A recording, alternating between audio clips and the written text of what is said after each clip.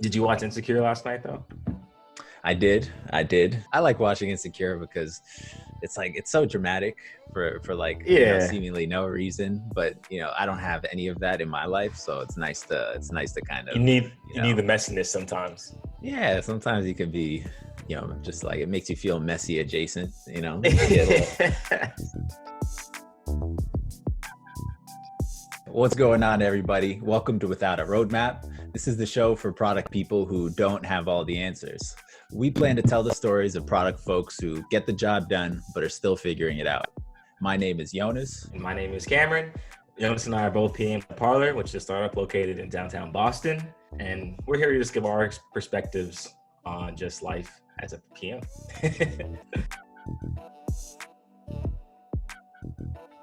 Today, we want to talk about a super exciting and big release we have going on, which will be released by the time this episode is out and available to everybody to listen to.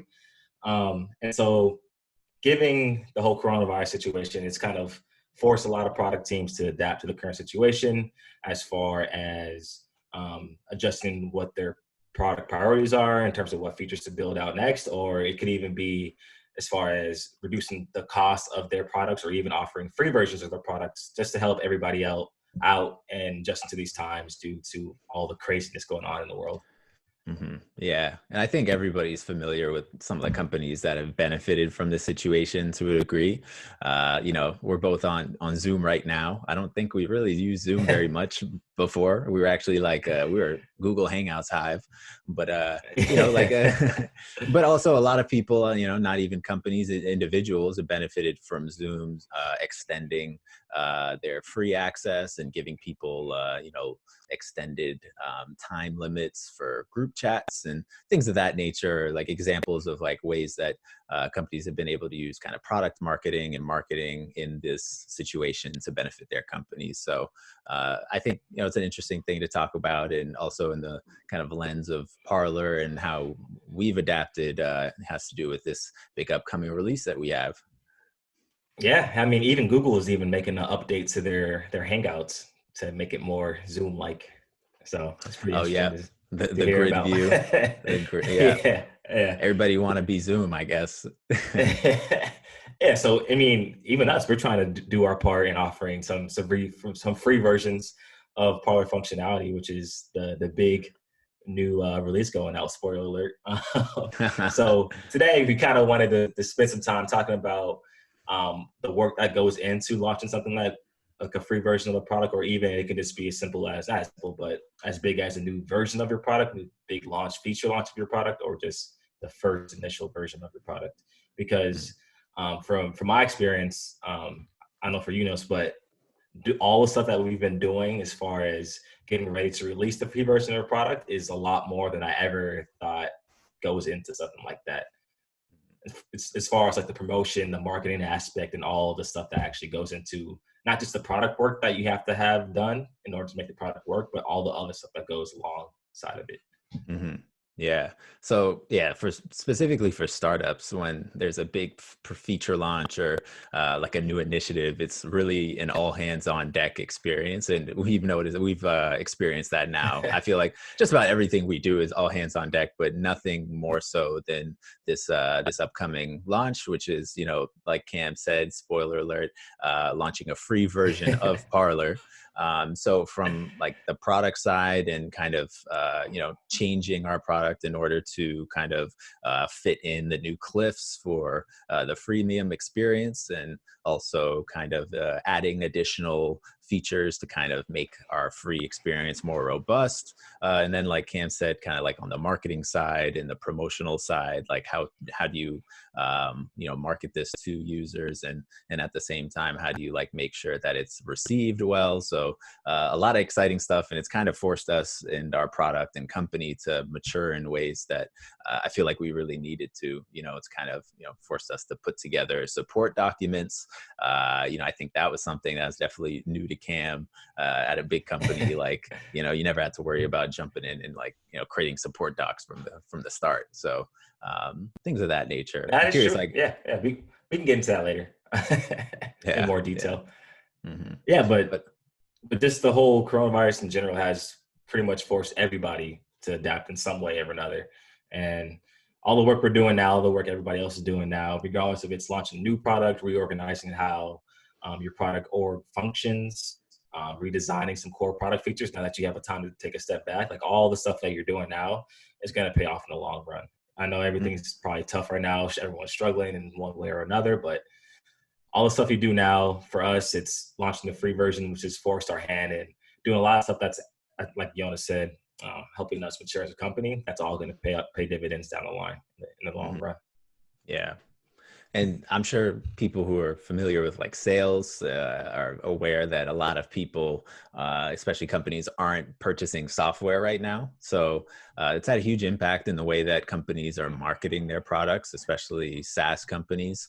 So there's a lot of financial instability, a lot of people losing their jobs, and so it's not the best time to be, pushing your, expensive like enterprise SaaS solution on people, when they're figuring out how to like keep as many employees on staff as possible. So, that's kind of what's necessitated, a lot of changes to the marketing strategy, and that kind of trickles down through every level of the company. So, how do you change your product to kind of, enable these marketing strategies, whether it's a freemium model or extending what your free tier allows, and there, it kind of has a profound impact on the long-term like customer value, and kind of building out that funnel of potential users that not only kind of take this goodwill action and kind of internalize it and think like, okay, this company's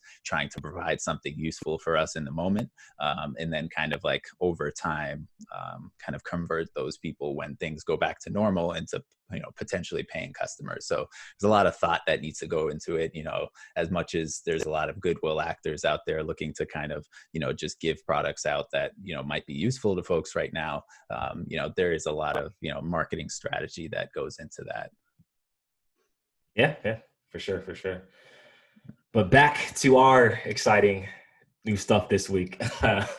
So the free version of Parlor, which actually when Yonas and I first started about 8 months ago, that's what Keith, the CEO, said that was going to be our first thing we shipped as PMs at Parlor.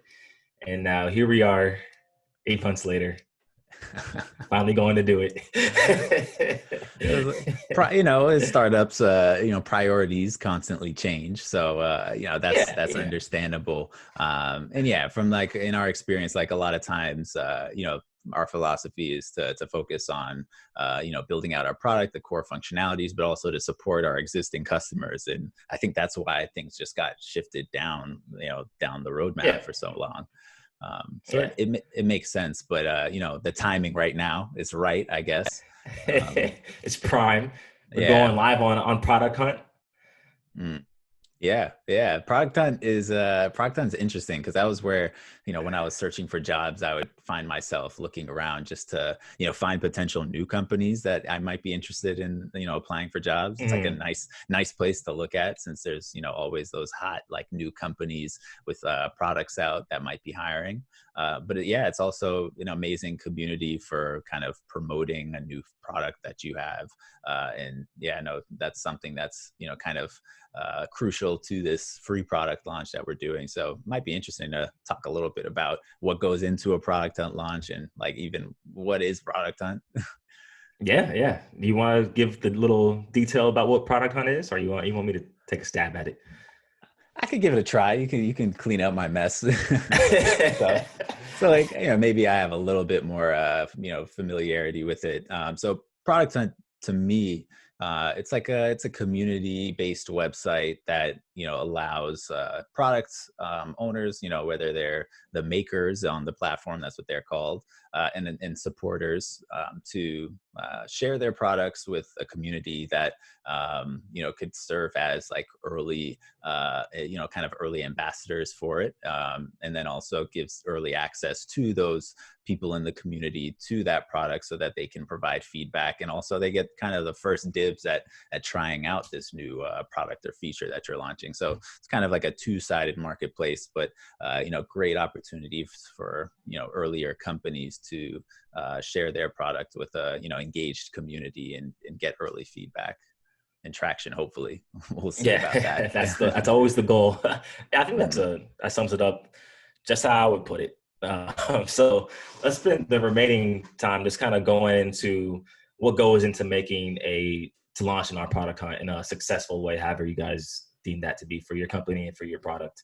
And this can probably be transferred over to any new product feature launch or any new MVP version of a feature um, for your product. Mhm. Mhm. So I think to start it off, I think the biggest impact that we both had to do was creating all the updates to our support documentation, which was a beast within itself, if I should Yeah. say. It really puts into perspective, how robust the product is. And not to toot our own horns, but I was like, oh man, like really, really got a lot going on here. Thankfully it makes sense. It's like, there's a good story that is told through the support documents, which, was nice to see. But yeah, it's like surprising that, that there's a whole different type of writing that's necessary for that as well. Kind of being able to concisely describe like the use cases. So I think it makes sense as product people for us to be the ones putting that together. But it's interesting. I feel like a lot of companies have their customer support teams putting together those support docs. Like in your experience, have you seen that? So at Optum, we had a technical writer. We had two of them who I worked very closely with, and they pretty much what we would do. We would just tag what new feature was going out in the next release, and then we would explain it to them. And we would have the product people would create their own internal documentation on our Confluence pages, and then they would reference that in their technical documentation of Mm. how the product worked and looked and functioned. Okay. So like these people were literally their sole job was to write technical documentation. Yeah, yeah. They wrote all the release notes. Wow. Okay. Yeah. Yeah. But it totally makes sense that product people are going to have their own way that they want to talk about it internally. But Yeah, yeah. And they would just clean it up and make it sound nice mhm, for us. mhm. But yeah, And so I was reading about, like, I saw like a LinkedIn post like 2 weeks, 3 weeks ago when we first started organizing and thinking about the support documentation. And it was really fascinating to me because they were talking about, like, when you're a PM, it's not just about how your product looks and functions in the front end to your users. Your support docs are also a reflection of you as a PM as well. So you shouldn't push those off to the side and just like, oh, it's just support docs. Like, who cares? Like, they're actually a very critical part into your whole product experience for your users. Yeah, yeah. I like the hope is that just about everybody that accesses the product now looks at these docs so that they understand kind of the best practices, how to use the product. It is essentially like product marketing, finding a way to speak Yeah. about the products, and it does play a role in marketing and sales. A lot of people who come to check out our free products might come and look at our FAQs or the kind of startup guide. Yep. And I think that, yeah, you're right, it is super important, and it kind of represents our product in words and pictures. So super important part. And yeah, we spent like 2 weeks on it, so hopefully Yeah. people take a look and are able to play around and find it useful. Yeah. So when establishing, if you don't have a support documentation process already or a place to put all your support docs, some things to think about when creating your first support docs are where you want to put those. Do you want to have it on your blog? So you have to create a new blog to put them. Do you want to have just straight up Google Docs where you can just send links to your users or customers? For us, we're using a Notion, which is like a knowledge-based platform that you can make links shareable. So we're hosting all of our support docs on a public Notion page where our users and customers can just go quickly access it Mm. pretty simply in any web browser. Yeah, yeah. So I know back at Firecracker, we used Intercom. They had a knowledge-based tool. There's, a whole slew of like different actual knowledge-based tools out there. But yeah, this is kind of like the startup hack way of putting Yeah, together it. But it looks good. It looks good. it does So look good. yeah. So, Toot not our own to, horn a little bit, but it looks good. yeah, yeah. and So and then also with the support docs, you want to have some GIFs, some videos of how the actual product works, because some people like learning just watching how it's done. Some people would rather read it. So catering to both mhm. sides. Right, right. Yeah. So having the design team put together some like more high fidelity like GIFs and mock-ups that we can share was also a part that went into it. Make Yeah. sure we look official. So shout out to the chief design officer Jonah, who put in a lot of work making sure that the product marketing and positioning looks good from a visual standpoint. Yep. If you don't have a designer, just straight up screen record Yeah. and just throw them in Yeah. there. So And maybe useful, actually, some like a couple of the tools that came up out of this. You could talk about what like screen capture tool you've been using, but I found Giphy capture super useful for recording GIFs on just simple screen recording and turn it into a GIF, downloadable GIF. So that's a little tidbit that I've come out with. yep, I've been using Cloud App mainly for my stuff. Pretty pretty neat tool. It's pretty popular, I think. Does the job. Hmm. All right, yeah, So it does. All right, go ahead. Let's go to the next yeah, topic. yeah, I think the next piece, it's still on like the lens of in the kind of lens of marketing, but putting together that video, that's a really important part for every product launch. With the super energetic music in the background, and kind of a little bit of sleek editing, making the product look cool. That was really cool to see that come together. It looks like the video just got done like today. We're launching like Wednesday. So Keep it low, excited. keep it low, keep it low. Yeah, but for the video, for those that don't know, or to give you guys kind of some context behind it, it's pretty much just a product video of Keith, the CEO, giving an overview of what's included in the free version of Parlor. And then we have some simple screen recordings and some upbeat music, like Yonas said, just kind of detailing how the product works, the benefits of it, the features you can use, and just a nice little promo for your product. Hmm. Yeah, so it's like always been tough for me to try and explain our product to like non-technical people. My parents, for example, I don't think they have any clue what we do. So when I showed them the video, and I feel like I saw like a little light bulb go off in their head, like, oh, okay. So that's a sign of a good product video. So that's a good sign. Yeah. If your parents that know nothing about tech understand your product after watching the video, it works. Yeah, pay the man. uh, um, and And then one piece that I got super involved with, for some reason I really enjoyed this, was putting yeah, I together could a tell. like, yeah, it's like the drip campaign for like the email nurtures. So essentially, with our product previously, every single customer was a paying customer of Parlor.